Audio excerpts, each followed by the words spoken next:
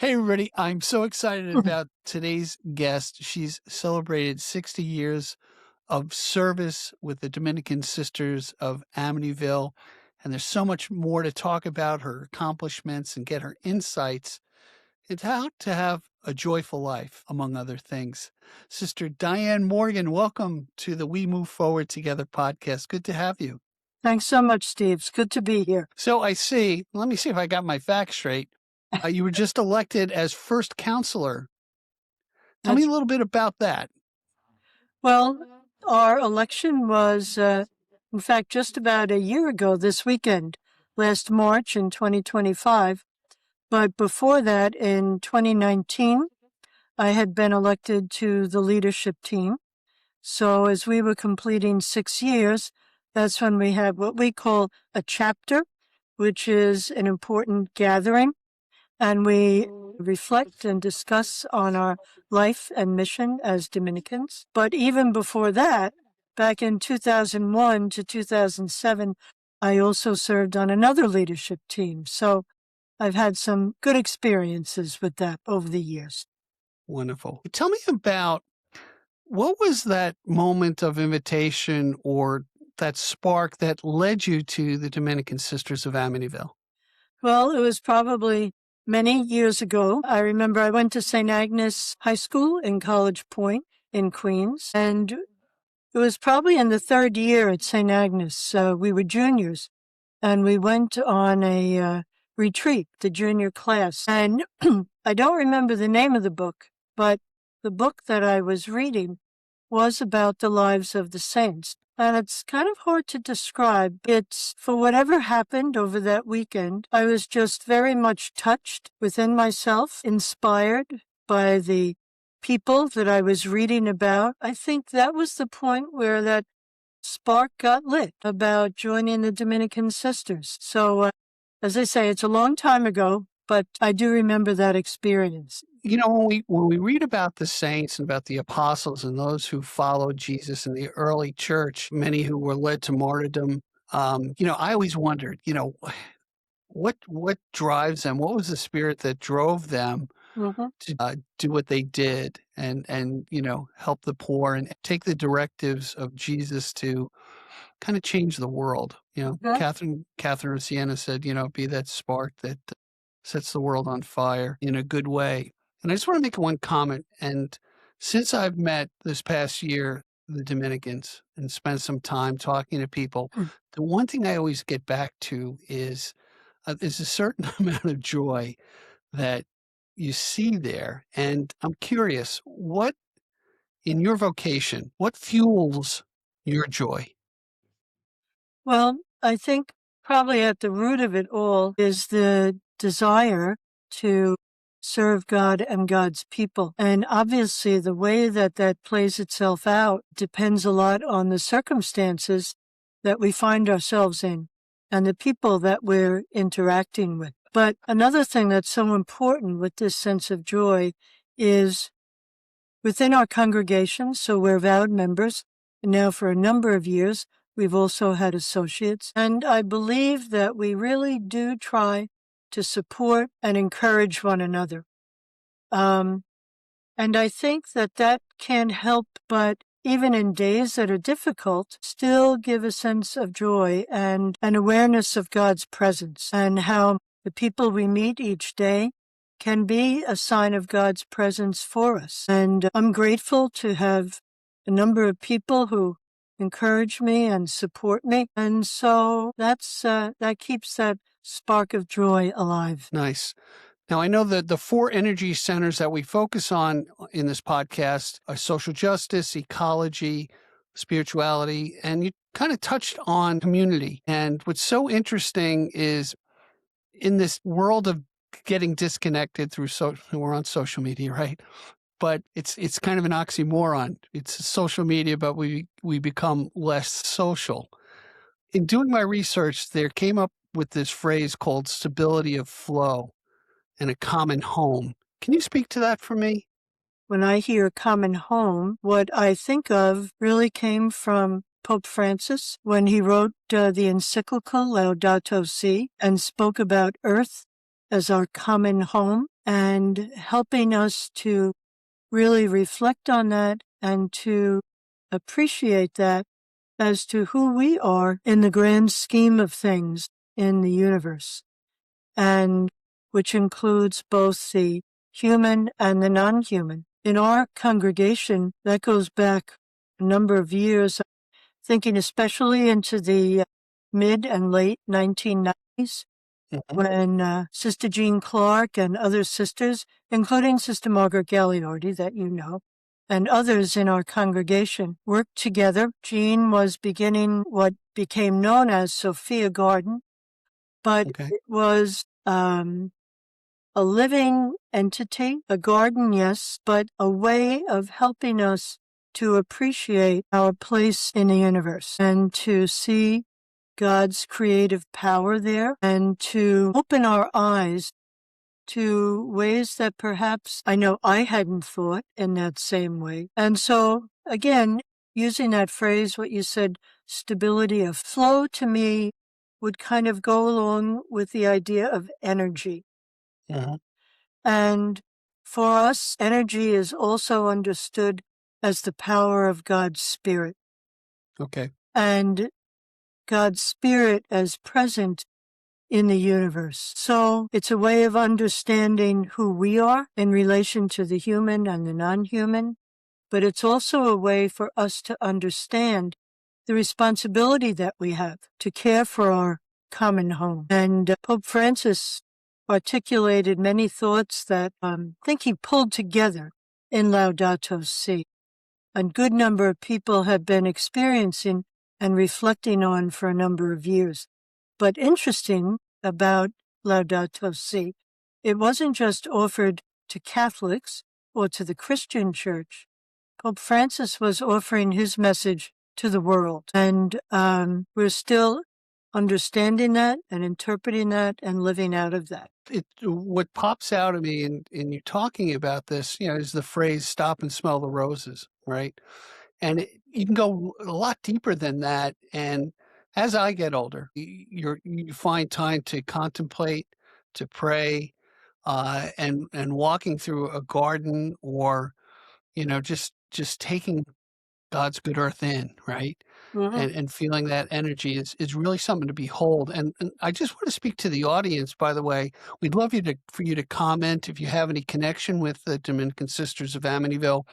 And I've been to the Mother House right here in Amityville, and it's just the building's a beautiful building, and the surroundings are absolutely beautiful. And I think one of the things that you worked on, Sister Diane, was some sort of conservation or protecting. It's an easement. I think you know what I'm talking about, right? Yes, a conservation easement.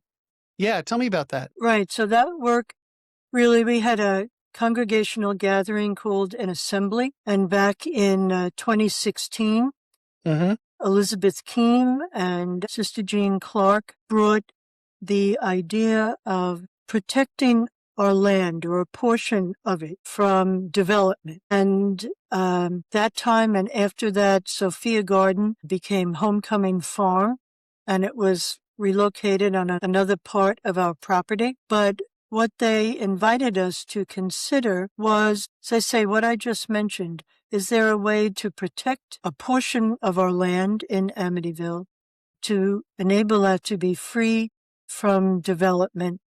And the phrase that's used many times is in perpetuity. So after a number of years of work and various people and committees being involved, in December of 2023, we signed a agricultural conservation easement in partnership with the Peconic Land Trust. And so at this point, there are 10.4 acres that are preserved, meaning free from future development. And in the transition from Homecoming Farm into what we have now, the Sisters of St. Dominic Farm, various efforts are underway, and particularly at the point this year, we have interviewed 2 individuals, farmers, and we have to see how the plans work out.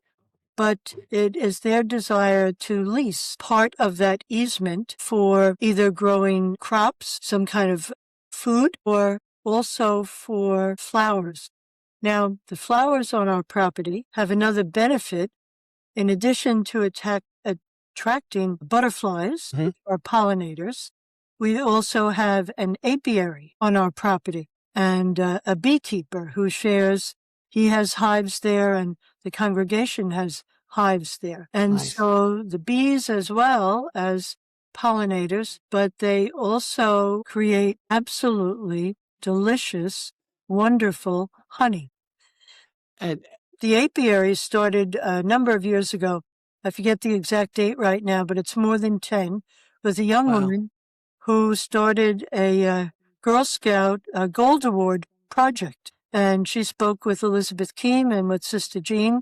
And so that was the beginning of our apiary. And those bees, I have learned a whole new language about busy as a bee, as I've learned about the bees. But the past 2 seasons and the season of 2024, we were very fortunate. Our beekeeper from our hives harvested 500 pounds of honey. Wow. And that turned into a little over 900 jars of honey that we sold to in the congregation and to friends and to a number of people. Now, last year in 2025, it was a cold spring and a wet spring, and the bees suffered from that. Okay. And so, in contrast to the year before, last year we got only about 160 pounds of honey. Wow. So, the effects of climate on us are not just make-believe. Yeah. Our climate is affected. So we're hoping for this year that our bees will be healthy and once again will be able to give us a little more delicious honey and do their pollination job. Very nice. And, what it comes down to is really, community, tying in ecology, working locally, right? We could all work in our own little areas. And what my hope with this podcast and continuing your mission is to kind of have that little spark for people who are listening to say, wow, that's pretty interesting.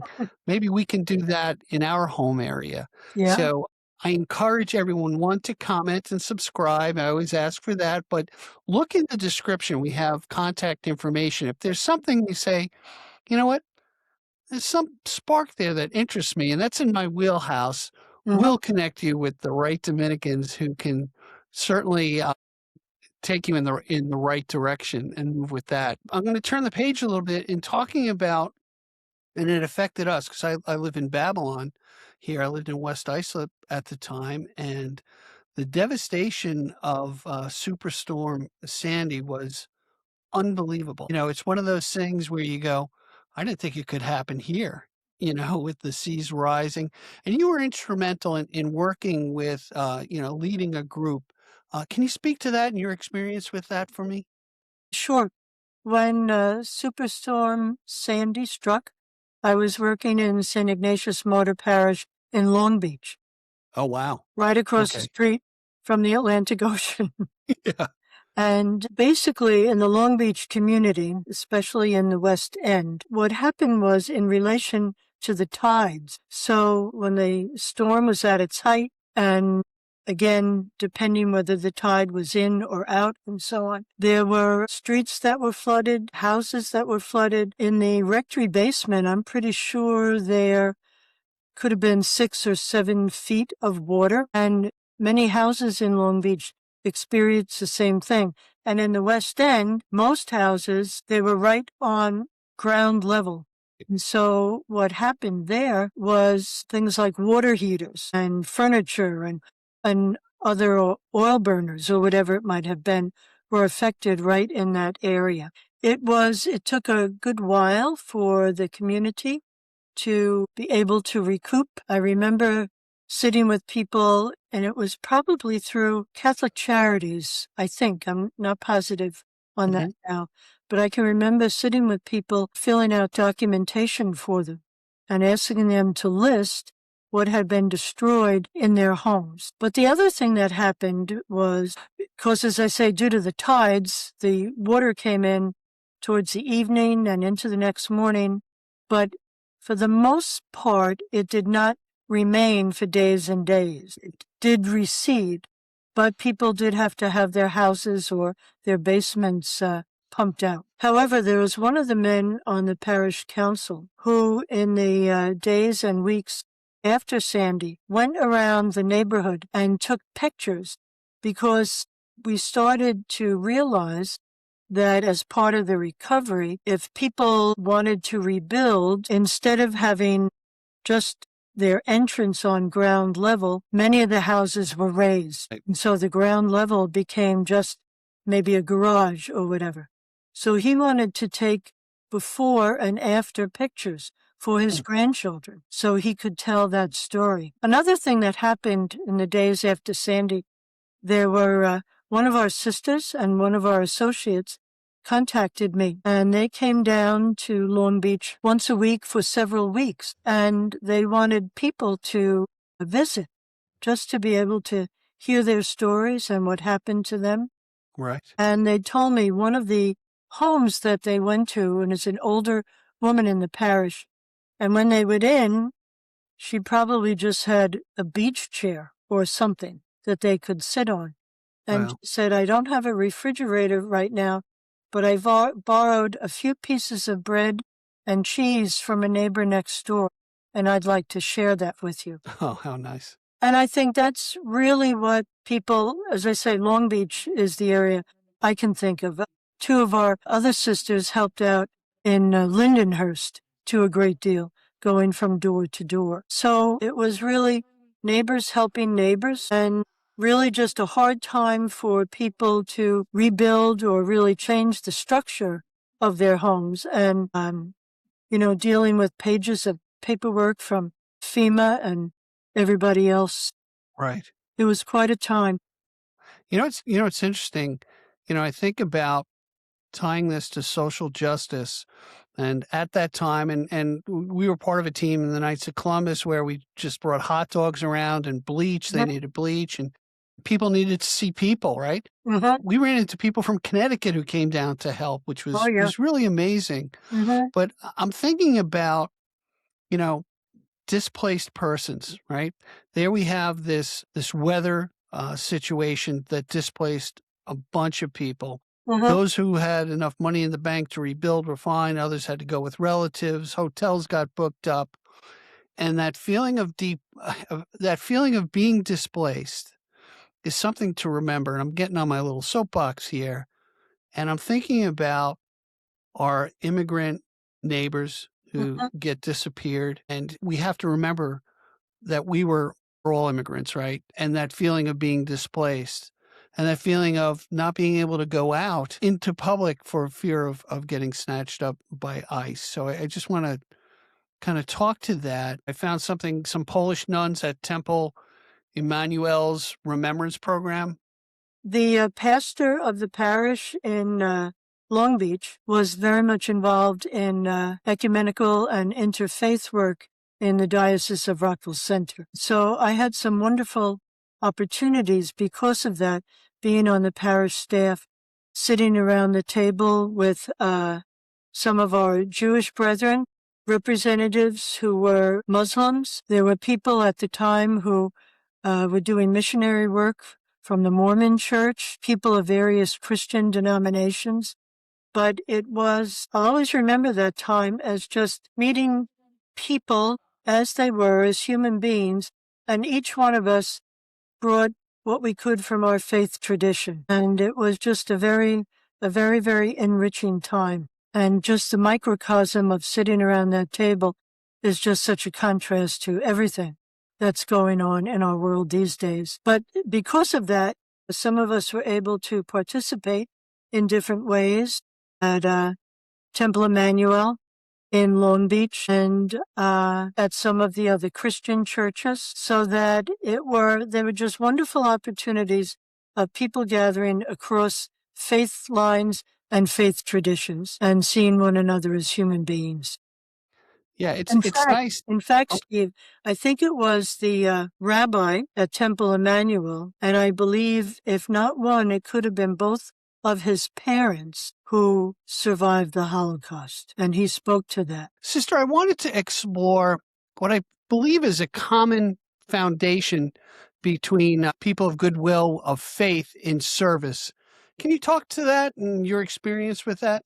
Well, when I was working in St. Ignatius Martyr Parish in Long Beach, there had been an active, they called it the Long Beach Clergy Association.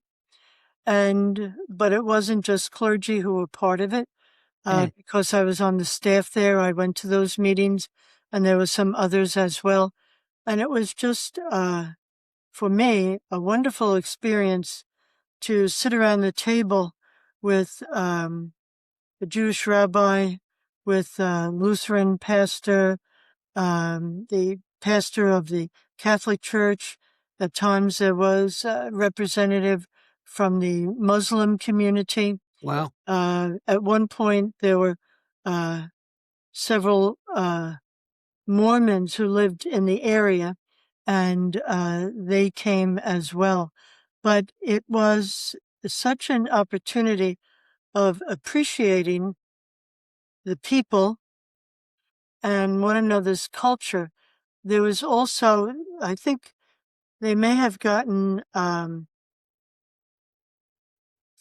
were representatives from the Hindu community as Wow. well. But I think they suffered some losses in their building from Mm. Sandy. And at one point, I think they had to move elsewhere. But just to be with all of these people as human beings and to appreciate them and to get to know, to understand their faith tradition, even just a little bit. It was just really wonderful. Yeah, sometimes it's just sad that it takes either a tragedy or a storm.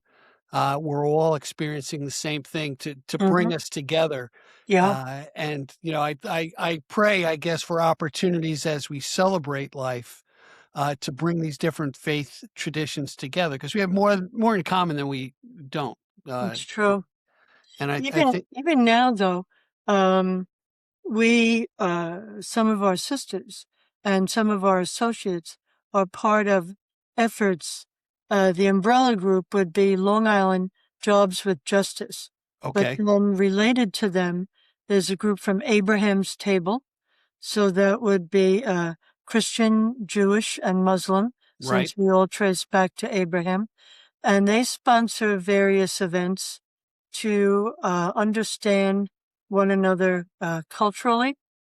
And just back in January, on Martin Luther King holiday, on that Monday, an event was sponsored. And this year, they invited people who have experienced homelessness and to hear from their own experience, Mm. what they, or if they were parents, what they and their children have had to deal with. So, as a way of, again, understanding through another person and through their experience, and then different ways that outreach can be made to them. But again, it was through an interfaith connection through Long Island Jobs with Justice. Y Yeah, I see it now with the opportunities in fighting for social justice, particularly for our, immigrant neighbors who have been Mhm. disappeared, and, I got involved with, Singing Resistance, and many Uh-huh. of the sisters were there as well, and it was really it's just wonderful to see the cross-section of people, Mhm. and to get to know them, and as we stood in solidarity for the good, making good trouble Uh-huh. as they say. And by the way, I just want to look at the audience and say, hey, I want you to comment. We answer all the comments that come in here at We Move Forward Together. If you find that out of the four energy centers, which are social justice, community spirituality, and ecology, if you find something lacking in your own life and you say, you know what, I want to learn more about that, I have skills in this or that. We've got the people you can get connected with. So please comment, and you'll find some links in the description as well, because we've got women and men of action doing the good work out there, like Sister Diane. And Sister Diane, I really want to thank you for spending time during this interview and giving us your experience. It's really great. And thanks for doing what you do. Oh, happy to do it and happy to have this opportunity, Steve. The more that we can learn about one another as human beings and understand where we come from and what our experiences are, it just opens our minds and hearts. Yeah, absolutely. All right, everybody. Till next time, we'll see you in the next one, God willing, as we say. All right. Be well, everyone. Thank you. Thanks, Steve. Bye, everybody.